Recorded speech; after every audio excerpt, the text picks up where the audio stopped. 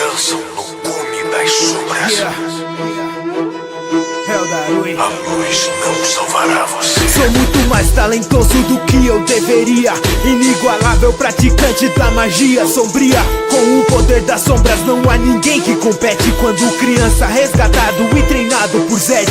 Um passado maligno é o que me assombra. Recrutado para fazer parte da ordem da sombra. E o que me consome é essa minha vontade insana. Levar a ordem rumo à supremacia ioniana. Arrogante, prepotente, recomendo que se afaste. Aceitei o desafio de ir atrás de Haste. Diferente de todos, com ela eu decidi ficar. E agora eu luto pra que ela não venha me dominar. Um grande poder sombrio, será que você me aguenta? Entenda que eu sou a arma, o resto apenas ferramenta. Estou em toda parte, sua vida é destruída, entenda. A escuridão não é sua amiga. E minha alma foi marcada pra fazer destruição. Temível o poder sombrio que eu porto em minha mão. Ninguém tomará o controle desse corpo no fim. Sou o ceifador das sombras, se chame de Caim. E aí galera, o meu nome é Caim Teorias Insanas, e hoje trago para vocês a 8ª parte de Se Eu Fosse para o Mundo de Dante no Yusha. O link da playlist vai estar na descrição. Agora fiquem com o vídeo.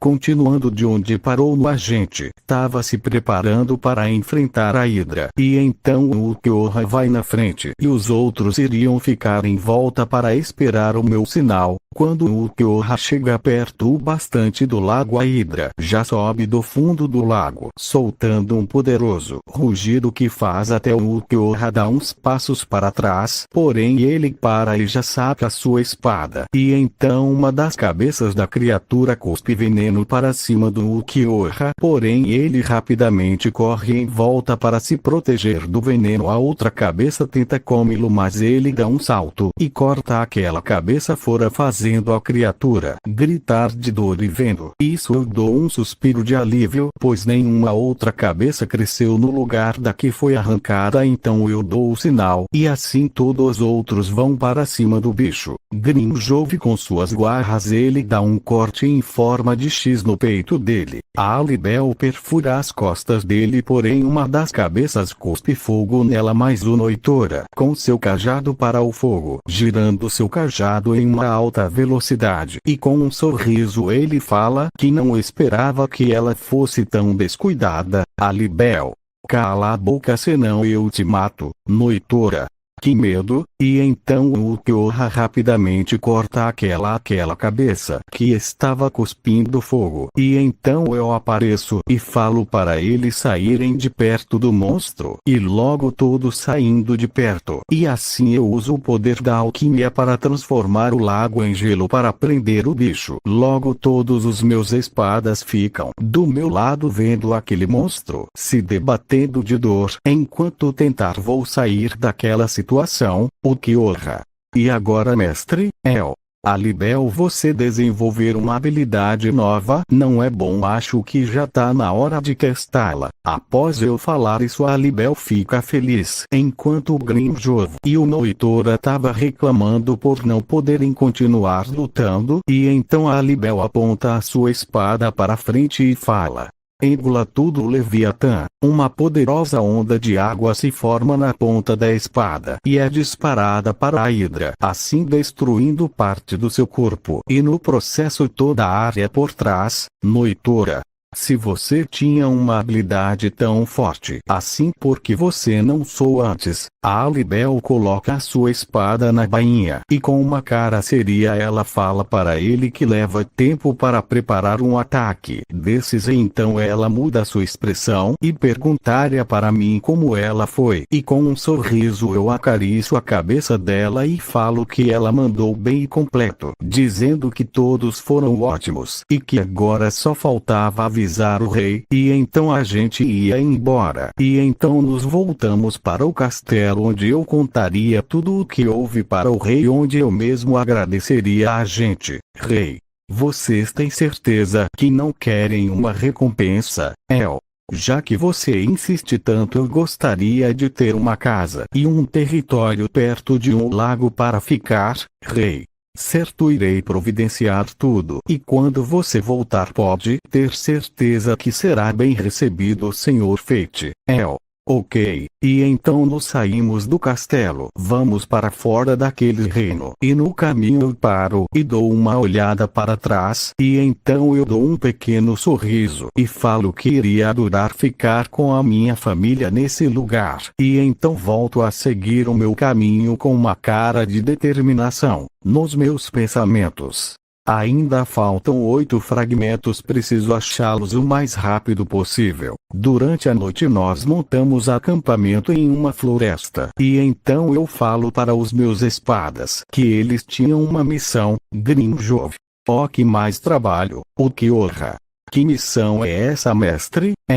Bem antes da gente ter saído do reino dos demi-humanos, eu comprei um mapa de toda a região que a gente tá em todos os reinos, Noitora.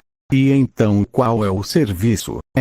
Bem, eu quero que vocês vão cada um para um reino diferente e procure o restante dos fragmentos e os destruam. Então, após completar a missão de vocês, me encontrem em Milhomark. Após eu falar isso, todos assentem com a cabeça e após um tempo estudando o mapa a gente ia dormir. Porém a Alibel estava agarrada comigo, então eu falo que tinha mais espaço do outro lado. Alibel, a gente não teve tempo para ficar juntos. E já que a gente vai se separar, então eu quero ficar assim com você o restante da noite.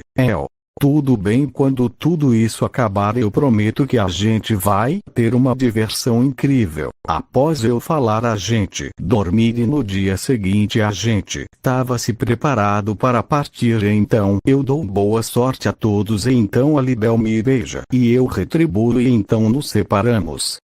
Se cuida, Alibel.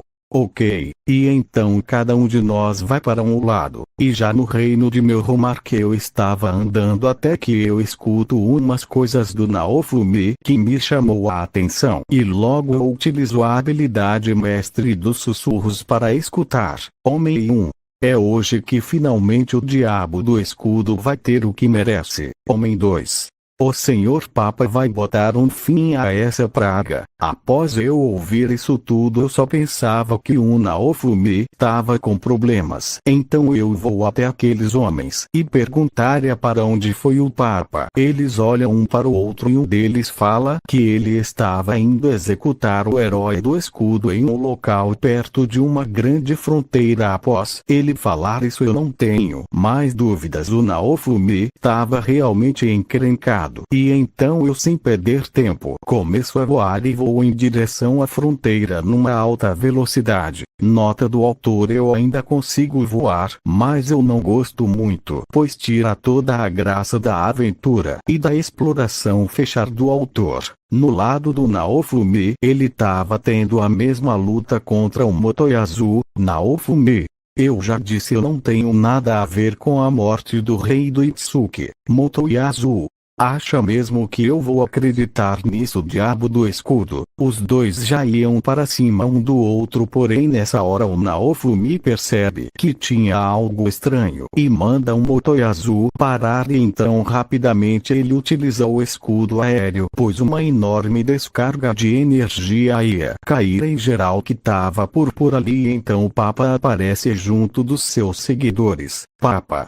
eu não esperava que você conseguiria ainda defender aquele ataque, diabo do escudo. Motoyasu: mas o que tá rolando aqui? Porque você nos atacou? Ele fala isso apontando a sua lança para ele. Então o Papa faz uma cara séria e fala que o mundo não precisa de falsos heróis. Então ele começa a preparar um novo ataque com aquela arma que era uma cópia das armas lendárias. O Motoyasu até tenta acertar o Papa com alguns golpes, porém o escudo de mana dele o defendia de tudo. E nessa hora, para surpresa do Motoyasu e do Naofumi, o reino tapado do Itsuki estava vivos e ficam perto deles, e por aí seria tudo como no original, até a parte que ele usa um dos seus poderes para formar uma catedral de mana para encurralar os heróis. O Papa estava ainda sorrindo e fala para todos ali começarem a rezar, pois eles teriam um encontro com o Criador logo. Motoyasu: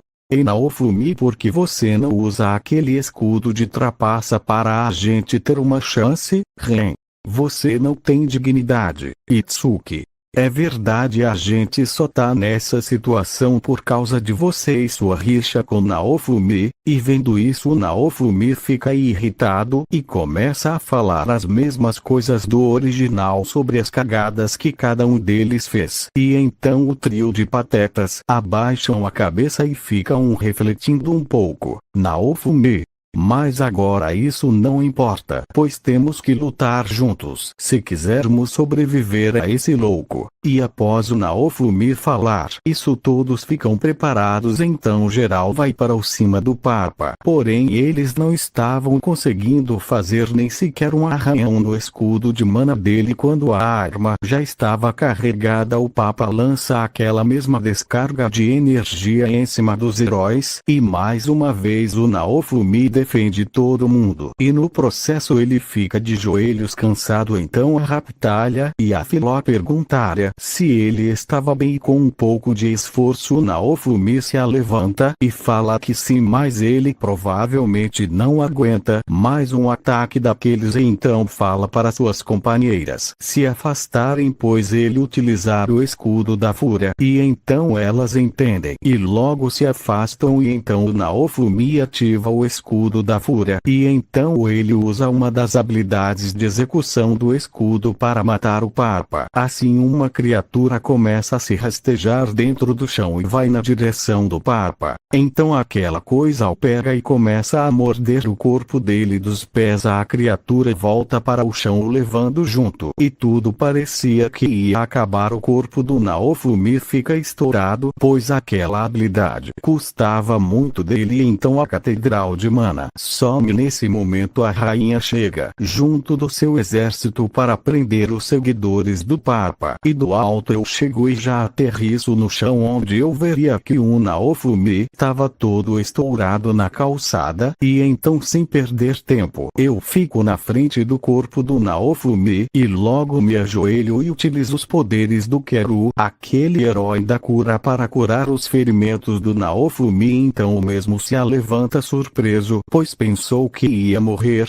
e quando ele me vê ele abre um sorriso e fala que só podia ser eu para salvá-lo da morte. Então eu também dou um sorriso. Assim nós dois apertamos as mãos. A Raptalha pula em cima de mim me abraçando, enquanto falava que eu tinha demorado muito, e então eu retribuo o abraço, e logo a gente se separa. Filó perguntaria para o Naofumi quem eu era, ele apenas responde dizendo que eu era um grande. A todos os seguidores do Papa já haviam sido presos, e então eu vou até a tenda onde estava a rainha, e quando eu vejo ela eu só penso que como ela foi ficar com aquele velho, pois ela era muito bonita. A rainha pede para mim sentar, pois tinham alguns assuntos para tratar comigo, então eu me sento em uma cadeira e nós dois ficamos cara a cara. O que vai acontecer? Bem, vocês verão tudo isso na próxima parte. Deixem aquele gostei maroto e compartilhem o vídeo.